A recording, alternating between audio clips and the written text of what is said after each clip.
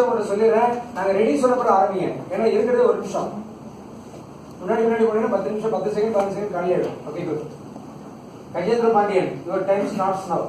Good morning friends. எனக்கு வந்திருக்க பழமொழி, ஆணைக்கு ஒரு காலம் வந்தா பூனைக்கு ஒரு காலம் வரும். அருமையான பழமொழி.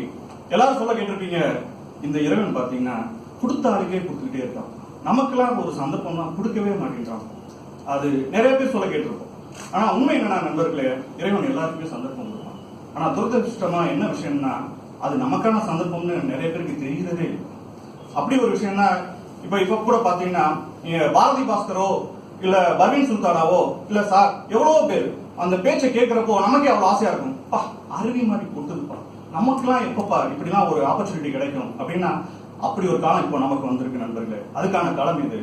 நமக்கு இந்த ஒரு காலம் வந்திருக்கு. இந்த காலகட்டத்தை, இந்த வாய்ப்பை நாம எப்படி பயன்படுத்தி நம்மை மெருகேற்றி அவர்களை போல நாம மேல, அதாவது இப்ப இருக்கிற ஆளு நம்மளும் யானை மாதிரி பெருசா வளர்ந்து சாதிக்கணும் அப்படின்றத உங்க முன்னாடி வைத்துக் கொள்கிறேன். நன்றி, வணக்கம்.